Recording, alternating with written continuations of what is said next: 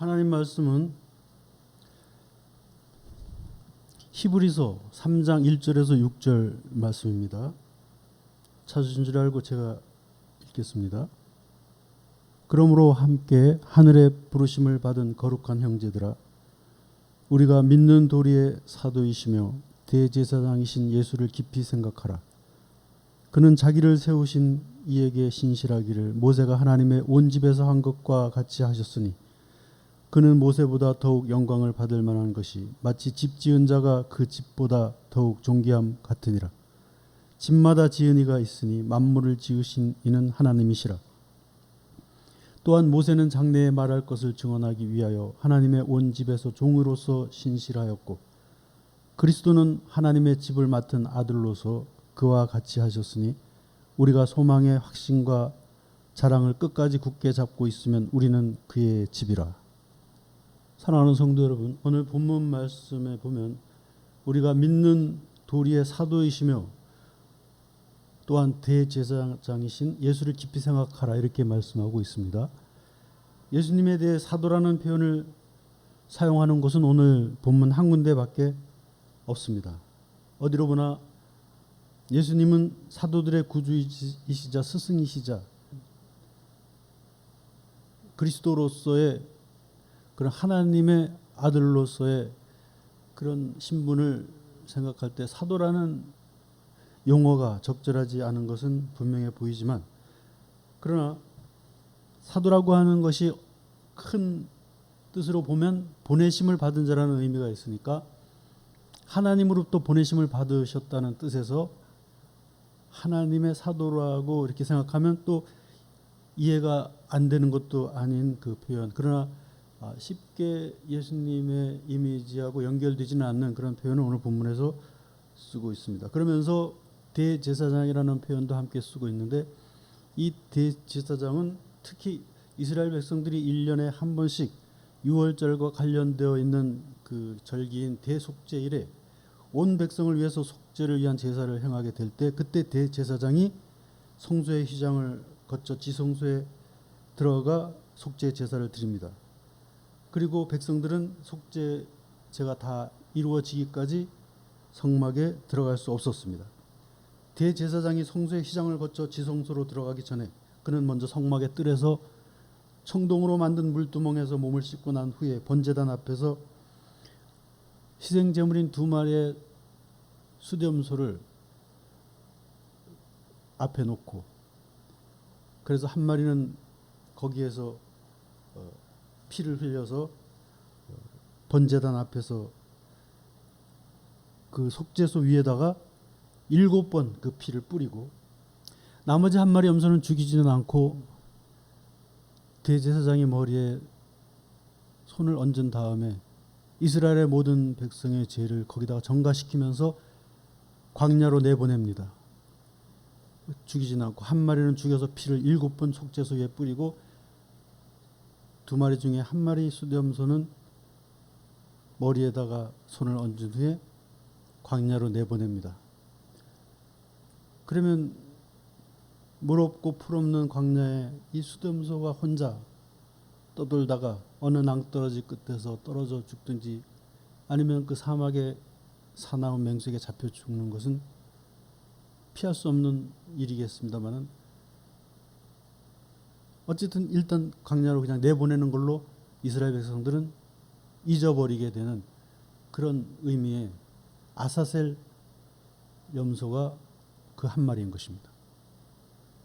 그래서 우리의 죄를 한편으로는 그 피로 속죄소에 7번 뿌리는가 하면, 그 우리의 죄를 짊어지고 광야로 간 염소는 우리를 대신해서 방황하고 그 죄를 지고 무슨 일을 당하는지, 어떤 죽음을 당할지 눈으로 보지는 않지만 우리의 죄를 지고 멀리 사라졌다, 우리의 죄가 그 위에 얹혀서 사라졌다, 이런 그 개념, 이런 의식으로 2마리 염소와 함께 또 한 마리의 죽임당한 어린 양을 그 피를 가지고 성소를 거쳐 휘장을 열고 지성소까지 들어간 후에 그 지성소에 언약궤 있는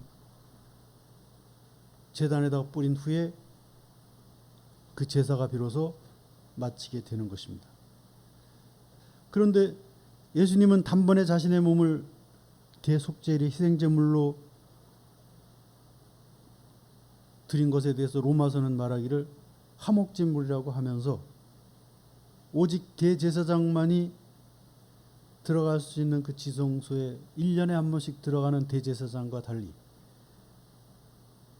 날마다 담대하게 맑은 양심을 가지고 하나님이 깨끗하게 해주신 그 의롭게 여겨주신 은혜를 힘입어서 날마다 담대하게 대제사장만이 들어갈 수 있는 곳에 그 휘장이 위로부터 찢어지는 예수님의 십자가와 부활의 은혜와 능력을 노래하고 있는 것입니다. 예루살렘 대성전의 휘장은 그 두께도 두껍지만 5m의 그 길이로 장정이 10명이 달려들어도 찢을 수 없는 그런 그 견고한 휘장인데 그것이 예수님의 십자가 사건 후에 위로부터 아래로 찢어졌다고 성경이 기록하는 것을 보면 하나님이 찢으신 것이고 하나님이 대제사장만 들어갈 수 있었던 그 지성소에 우리도 들어갈 수 있게 하셨는데 그것이 바로 영원한 대제사장이신 예수 그리스도를 통해서 하신 일이라는 것입니다. 그래서 다시 반복해서 말씀드리면 히브리서 10장 19절 이하의 말씀을 여러분에게 소개하겠습니다만 거기에 이렇게 말씀하고 있습니다. 그러므로 형제들아 우리가 예수의 피를 힘입어 성소에 들어갈 담력을 얻었나니 그 길은 우리를 위하여 휘장 가운데로 열어놓으신 새로운 살 길이요 휘장은 곧 그의 육체니라. 또 하나님의 집 다스리시는 큰 제사장이 계심에 우리가 마음의 뿌림을 받아 악한 양심으로부터 벗어나고 맑은 물로 씻음을 받았으니 그러므로 이제 참 마음과 온전한 믿음으로 하나님께 나아가자 이렇게 말씀하고 있습니다. 그러므로 우리는 예수 그리스도를 깊이 생각하며 그분의 뜻을 깊이 따르며 그분을 간절한 마음으로 깊은 진심으로 중심으로 그분을 따라가야 할 확실한 이유를 가진 자이며 그래서 날마다 조마조마해서 우리의 죄가 과연 용서받을 수 있을까에 대해서 불안해하면서 하나님을 온전히 섬기는 그 길로 나아가려고 애쓰고 몸부림치는 그 과정이 너무나 지난하고 험난하고 너무나 불확실하고 너무나 불안하고 염려와 근심이 떠나지 않을 수밖에 없는 그런 여정을 마치 안개가 거치듯이 그리고 모든 신분이 철폐되는 것과 같은 동일한 그 대제사장의 은혜를 힘입은 자로서 찢어진 휘장 안으로 우리가 다 들어갈 수 있게 하신 그 은혜 그거를 생각하면서 예수를 깊이 생각하고 그분을 향해서 나아가야 될 이유를 가진 자라는 것입니다. 그래서 이 예수를 우리가 따라갈 때 왜 따라가야 되는가에 대한 이유를 주신 것에 대해서 우리는 우선 또 감사할 수밖에 없는 것입니다. 그래서 히브리서 1장 1절 이하에 보면 예수 그리스도는 선지자보다 탁월하신 분이며 예수 그리스도는 천사보다 나은 분이라고 이렇게 말씀하고 있습니다.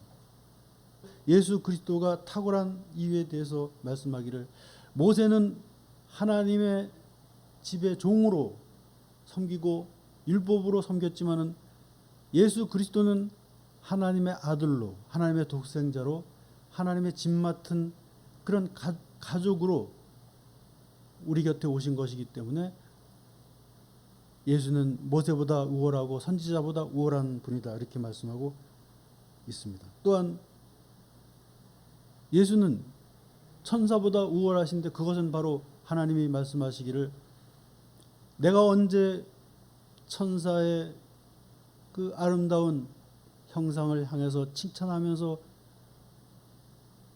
그를 향해서 어떤 기쁨을 나타내고 든든히 여기고 한 것은 사실이지만 내가 그들에게 절대로 너는 내 아들이다 오늘날 내가 너를 낳았다 그런 말을 한 적이 없다.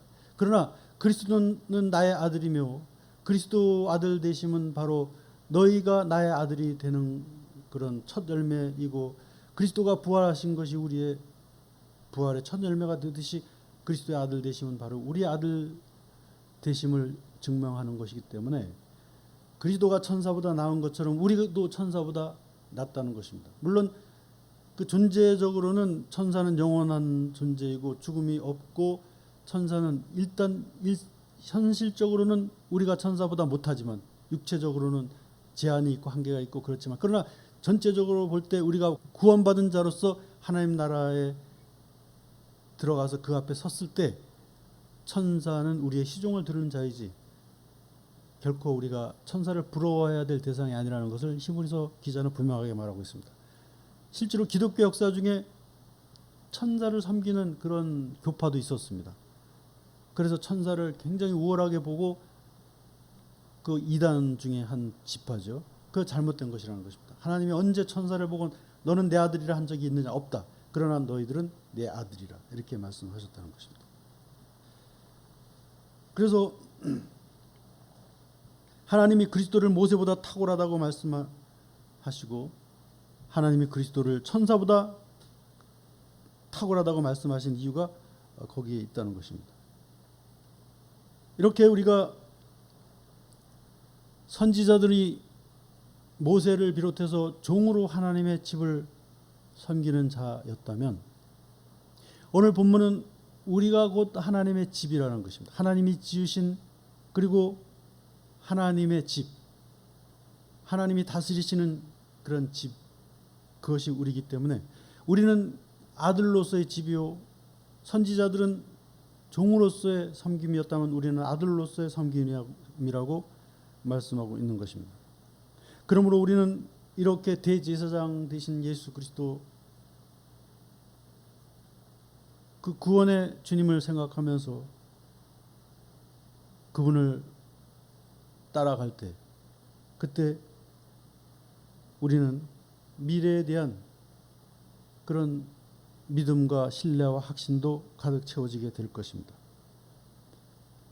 왜냐하면 대제사장 되신 예수 그리스도께서 우리에게 베푸신 은혜는 큰 은혜요, 큰 구원이요, 그리고 큰 능력이요, 큰 약속이라고 표현하고 있기 때문에 그 크다고 하는 뜻은 NIV 영어 성경의 번역본을 보니까 great라고 되어 있고 더러는 abundant라고 되어 있습니다. abundant. great는 위대한이라는 뜻이고 abundant는 부족함이 없다, 풍성하다, 넘친다 이런 뜻이죠. 그러므로 하나님이 주시는 그리스도를 통한 대제사장 되신 그분을 통한 지성소의 휘장을 위로부터 찢으시고 우리로 하여금 대제사장만이 들어갈 수 있던 그 길을 십자가의 보혈의 공로를 의지해서 담대하게 들어갈 수 있게 하신 그 구원은 큰 구원이요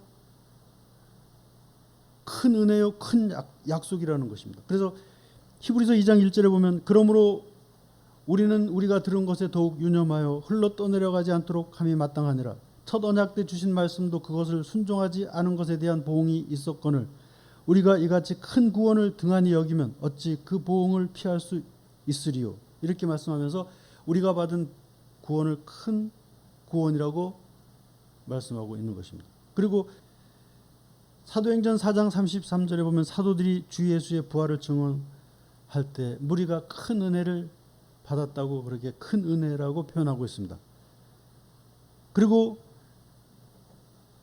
대제사장 되신 예수 그리스도의 보혈의 공로와 부활의 능력은 바로 우리에게도 큰 능력이 되기 때문에 히브리서 9장 13절에 보면 염소와 황소의 피와 및 암송아지의 죄를 부정한 자에게 뿌려 그 육체를 정결하게 하여 거룩하게 하였거든. 그러니까 구약시대 제사에 참여하려고 이렇게 왔을 때 제사에 참여할 그런 자격이 없는 사람들, 부지 중에 누구를 해쳤다든가 아니면 뭐 본이든 본의가 아니든 어떤 문제를 일으키고 죄를 지은 자들이 그가 그냥 어디 숨어 있는 것이 아니라 제사 드리는 하나님 앞으로 울면서 나왔을 때 그들이 처할 수 있었던 것이 뭐냐면 그 황소의 피를 뿌리고 암송아지의 죄를 그에게 뿌려서 그래서 그들로 하여금 함께 이 다른 백성들과 함께 제사에 참여하게 하는 그런 구약 시대의 그 모습을 이제 근거로 말씀하고 있는 거죠. 하물며 그렇게 염소와 황송아지의 피와 또 암송아지의 죄를 그에게 뿌려서 그 육체를 정결하게 여기며 함께 하나님을 향해서 나올 수 있게 하였거늘 하물며 영원하신 성령으로 말미암아 흠없는 자기를 하나님께 드린 그리스도의 피가, 그러면서 뭐라고 그러냐면 그 다음에 어찌 너희 양심을 깨끗하게 하지 못하겠느냐, 죽은 행실에서 너희를 깨끗한 행실로 돌이키지 못하겠느냐, 살아계신 하나님을 섬기게 하는 능력이 왜 없겠느냐, 그렇게 말씀하고 있습니다. 그러므로 대제사장 되신 예수 그리스도의 부활의 능력과 부활의 능력은 큰 능력이라고 말씀하고 있는 것입니다. 그리고 고린도후서 4장 7절 이하에도 보면 우리가 예수 그리스도의 얼굴빛에 있는 하나님의 영광과 진리의 복음을 질그릇 같은 인생의 보배로 가졌으니 이는 심히 큰 능력이 하나님께 있음이라. 하나님이 주신 그 능력은 심히 큰 능력이고 그 능력은 우리의 능력이 아니라 하나님이 주신 능력이라, 이렇게 말씀하면서 계속해서 뭐라고 말씀하고 있습니까? 그러므로 우리가 사방으로 우겨쌈을 당하여도 쌓이지 아니하며 답답한 일을 당하여도 낙심하지 아니하며 박해를 받아도 버림받지 아니하며 거꾸로 뜨림을 당하여도 망하지 아니하고 우리가 항상 예수의 죽음을 몸에 짊어지는 것은 예수의 생명 또한 우리 몸에 나타나게 함으로써 사망 권세를 이긴 능력을 힘입게 하려 하심이라, 이렇게 말씀하고 있습니다. 또 예수 그리스도를 통해서 성취되고 이루어진 하나님의 약속, 그리고 예수 그리스도께서 또 우리에게 주신 그 약속의 총체적인 그 약속의 여정은 큰 여정이요, 큰 약속이요, 큰 성취라는 것입니다. 히브리서 8장 10절 이하의 말씀에서 이 약속의 성취를 설명하기를 이렇게 말씀하고 있습니다. 또 주께서 이르시되 그날 후에 내가 이스라엘 집과 맺을 언약은 이것이니 이제 내가 내 법을 그들의 생각에 두고 그들의 마음에 기록하리라.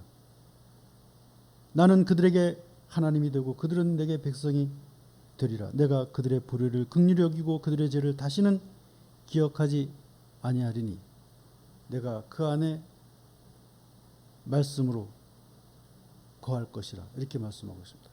그러니까 돌에다가 하나님의 말씀을 새기듯이 마음에다 새길 뿐만 아니라 그 마음의 말씀이신 성령께서 내주하셔서 생각나게 하시고 가르치시고 감동하게 하시고 깨닫게 하시고 우리의 오염된 양심을 계속해서 두드리시면서 하나님의 자녀로서의 길을 잃지 않게 하시는 그 약속이 예수를 통해서 실현되었다는 것입니다. 그러니까 이 큰 약속, 위대한 약속, 조금도 부족함이 없는 어번던트, 풍성한 약속, 그레이트,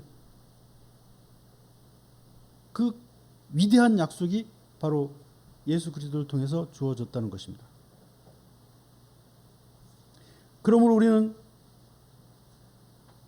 로마서 8장 1절 이하의 말씀처럼 이제 예수 그리스도 안에 있는 자에게는 결코 정죄함이 없나니 이는 생명의 성령의 법이 죄와 사망의 법에서 너를 해방하였습니다. 율법의 육신으로 말미암아 할 수 없던 연약한 것들도 성령께서 도우시나니 성령을 생각하고 성령의 내주하심을 따라가는 자에게는 생명의 능력이 임하게 될 것이고 율법의 요구까지도 이루어지도록 하나님께서 이끌어 주시고 이기게 하실 것입니다.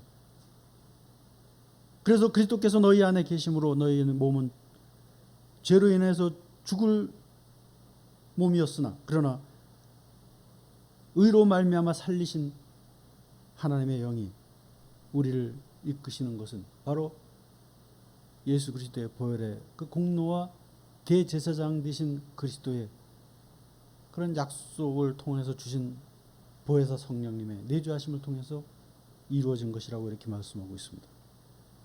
그러므로 사랑하는 성도 여러분, 우리는 이렇게 모두가 하나님의 집을 향해서 대제사장만이 1년에 들어갈 수 있었던 그 휘장을 하나님께서 찢으시고 우리가 예수 그리스도의 아들 되신 같이 아들이 되고 예수 그리스도의 대제사장 되신 같이 우리도 대제사장이 되어서 그래서 하나님의 아름다운 덕을 선전하게 하시려고 하나님이 우리를 왕같은 아들이요 왕같은 제사장으로 삼으셨다고 베드로 사도가 말씀하신 그대로 우리는 이제 하나님의 집으로 들어가는 자가 될 뿐만 아니라 우리가 하나님의 집이요 하나님이 지으신 자로서, 그래서 고린도후서 3장 16절에 보면 너희가 하나님의 성전인 것과 하나님의 성령이 너희 안에 계시는 것을 알지 못하느냐, 바울 사도가 이렇게 말하는 것과 같은 맥락입니다. 너희가 하나님의 성전이다, 하나님이 너희를 지으신 하나님의 집이다, 이렇게 말씀하고 있는 것입니다. 그러므로 우리는 하나님의 가족이요 하나님의 아들이요, 그래서 그것을 집으로 표현한 것입니다. 하나님이 지으신 집, 하나님의 성전, 하나님이 지으신 하나님의 집. 여러분, 말씀을 마치면서 하나님이 지으신 하나님의 집으로서의 우리에게 어떤 아름다움이 있을까를 생각하다가 저는 몇 가지를 생각해 봤습니다. 첫째는 성경을 보니까 우리가 하나님의 집이면 우리의 그 문이 바로 예수 그리스도께서 우리의 문이 되시는데, 이것은 믿음의 문입니다. 요한복음 10장 7절에 보면 나는 양의 문이라 누구든지 나로 말미암아 들어가면 구원을 받고 그는 들어가며 나오며 꼴을 얻으리라. 그러니까 우리가 하나님의 집이면 우리의 집의 문은 예수 그리스도께서 문이 되어 주십니다. 그것은 믿음의 문인 것입니다. 그리고 우리가 하나님이 지으신 하나님의 집이라면 집으로서의 기둥 또한 예수 그리스도께서 기둥이 되어 주십니다. 진리의 기둥이 되어 주십니다. 나는 길이요 진리요 생명이니, 요한복음 14장 6절에 나는 길이요 진리요 생명이니 나로 말미암지 않고는 아버지께로 올 자가 없느니라 하신 말씀처럼 진리의 기둥이 바로 우리의 집의 기둥인 것입니다. 그 집은 우리의 삶이며 그 집은 하나님 나라의 비전이며 그 집은 바로 예수가 문이 되신 구원의 문이며 진리 되신 예수 그리스도께서 기둥이 되어주시는 집이며, 그리고 에베소서 2장 1절 이하에 허물로 죽은 우리를 그리스도와 함께 살리시면 그 은혜가 지극히 풍성하고 그 지극히 풍성한 은혜를 오는 여러 세대에게 우리로 하여금 나타내게 하려 하심이라, 이렇게 말씀하신 것처럼 우리 집의 지붕은 은혜와 사랑에 부족함이 없는 은혜의 지붕인 것입니다. 그래서 저는 여기다 한 가지를 더 생각하면서 말씀을 마치려고 하는데, 이렇게 문이 되시고 기둥이 되시고 지붕이 되신, 그래서 믿음과 그리고 진리와 그리고 은혜와 사랑의 집이 되게 해주신 하나님을 찬양하면서 저는 그 우리 집의 정원을 생각해 보게 됩니다. 하나님의 집에는 정원이 있습니다. 그 정원은 어떤 정원일까? 저는 첫째, 하나님의 영광이 드러나는 정원이라고, 그 뜰하게 영광의 빛이 가득한 정원이 있는 집이라고 그렇게 생각합니다. 그 정원은 어떤 정원입니까? 엘림의 정원입니다. 이스라엘 백성들이 출애굽을 해서 홍해를 건너갔을 때 제일 처음에 만난 아름다운 장소가 어디입니까? 엘림이었습니다. 거기에 샘 12개가 있었고 목이 말라 죽겠는데, 물론 마라를 통해서 와서 그 마라의 쓴물을 달게 하시는 사건을 경험하면서 그 다음에 엘림에 도착했을 때 세상에 12개의 샘물이 솟아 올라오고 그 광야에, 그 사막에, 그리고 종려나무 70그루가 세워져 있는 아름다운 곳을 만났습니다. 만약 그들에게 하나님이 주신 약속의 땅, 젖과 꿀이 흐르는 가나안 땅으로 향하는 목적의식이 없었다면 머물렀을 장소가 바로 엘림이었을 것입니다. 그 엘림은 정말 하나님의 정원과도 같은 곳이었습니다. 종려나무 70그루, 그동안 목이 말라서 물의 귀함을 절실하게 느꼈던 그들이 12군데의 샘물이 솟아오르는 것을 보면 얼마나 황홀했겠습니까? 그리고 종려나무는 그 키가 크죠. 그리고 풍성하죠.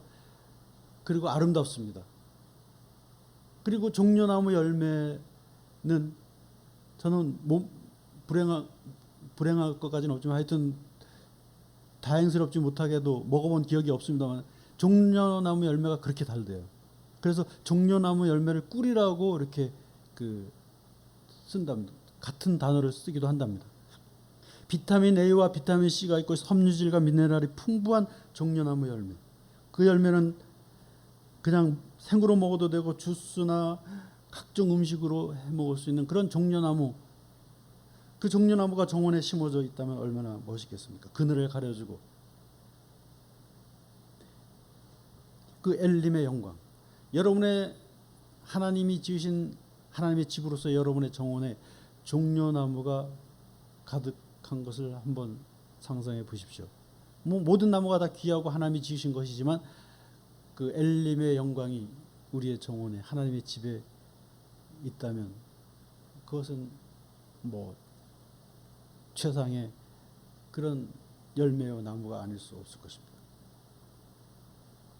누가복음 19장 1절에 보면 여리고에서 삭개오가 예수님을 만났을 때 예수님이 삭개오야 내가 오늘 너희 집에 거해야 되겠다. 사실 여리고는 저주받은 땅이었고 버려진 땅이었고 역사적으로 각종 왕들로부터 순환을 당했던 비운의 땅이었습니다마는 그러나 그 순간 예수님께서 삭개오의 집에 머무르는 그날 밤을 통해서 구원이 여리고를 이제 침투에 들어왔고 그리고 여리고가 저주에서 빛으로 바뀌는 그 과정 속에서 여리고가 바로 종려나무의 도시였다는 것입니다.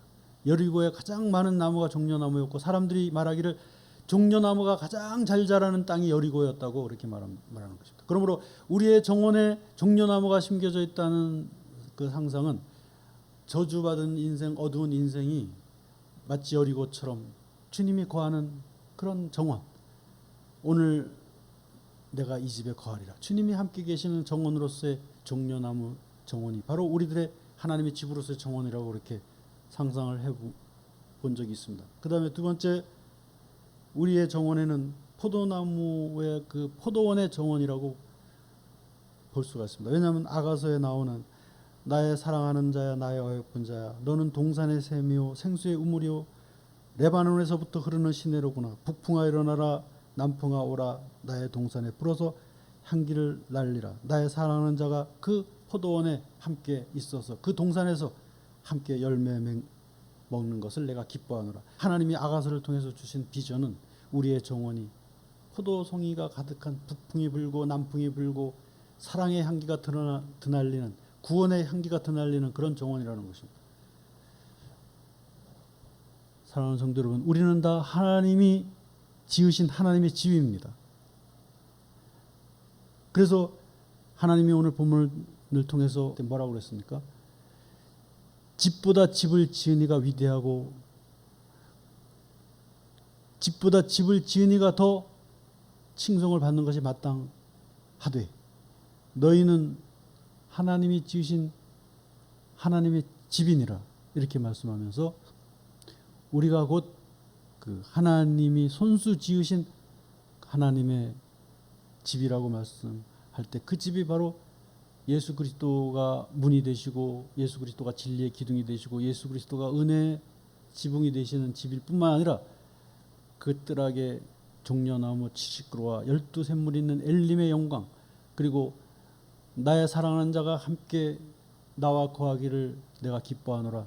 북풍아 불어라 남풍아 오라. 성령의 바람이 부는 그 아름다운 정원이 하나님이 우리를 향해서 준비하시고 예비하시고 목적하신 그런 우리의 삶이며 우리의 구원이며 하나님 나라를 향한 비전의 의미이며 모습이라는 것을 기억하면서 이런 비전을 가지고 하나님이 주시는 이 집으로서의 그런 삶을 살아갈 때 하나님의 영광이 가득한 그런 우리들의 모두의 정원이 되시기를 주님의 이름으로 축원합니다.